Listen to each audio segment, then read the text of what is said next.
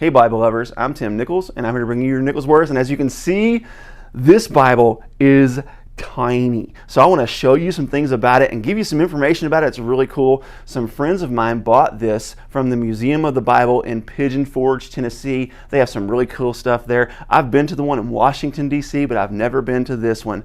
But check this thing out. It is tiny. They say it's the world's smallest Bible. I don't know if that's true. I'm actually turned to Isaiah, and I can actually use a magnifying glass and then put another magnifying glass on top of it. I'll show you how I can actually read this thing. You put it here underneath this magnifying glass, and I can't quite read it, but if I take this magnifying glass and put it on top of that, I can actually read this thing. And what's interesting is the letters on this, they're not super clear.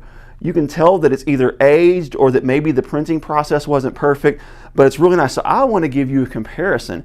You've seen my review of this Cambridge Pulpit Bible, and if you've not seen my review, I'll put that on the end screen. But let's turn to Isaiah chapter 1 and check it out. Wow! The thing is so little. And while this is the smallest Bible in print, this is the smallest Bible I own. This is the Jerusalem Nano Bible, and it has the entire Hebrew text in that little bitty tiny microchip right there. Unfortunately, this isn't the entire Bible. They actually do make the entire Bible on these microchips now, and they put them in jewelry and rings and on necklaces. It's harder to find this coin anymore, but this is in honor of Jewish heritage and innovation. This was made in Jerusalem, so this is really, really cool. But what makes this one amazing, it actually has the entire text of the Bible in the KJV. And check this out. It's got a really nice end sheet, and look, that bad boy is semi-yap. It's in pretty good condition to be 123 years old. And then looky here. It's actually got some gilding on the page edges. I mean, they didn't play around with this thing. It doesn't have any headbands or tailbands, no ribbons, which would be of no consequence, but it's got a sewn binding as well. But that is just so cool. This is one of the neatest things that I've ever seen. I'm really thankful for it. So I'm going to give you some specs on it. This is a King James Bible from 1901. It's published by David Bryce & Sons in Glasgow, England. And this is the second edition of the world's smallest Bible. It has flexible leather in good condition. It does not have a jacket or a box or anything with it. They acknowledge that the cover is tearing a little bit. The last leaves of Revelation are loose but not quite detached.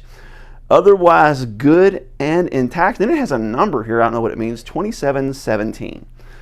But I just thought this was really worth seeing. Check out the spine. I mean, isn't that just something else? And just to give you a comparison, like to a normal sized Bible, this is the Bible that I preach out of. You can see it's significantly smaller than this big Cambridge Bible. And there it is. This thing is little. As a matter of fact, we're going to go ahead and measure this little guy. It is 1.5 inches, well, 1 3/4 by 1 1/4 1 3/4 by 1 1/4 Bible. This thing, the font, I mean, there is no reading this. I have no chance of being able to read this. I can't even read the headers, the page numbers, nothing. I can read nothing. Oh, I can read that I'm in the Proverbs right here because that's large enough for me. So I know that this is the beginning of the Proverbs. So it doesn't start on a new page. Come on, y'all. Y'all could have did better than this. But it is a little bit thick. Let's see how thick it is.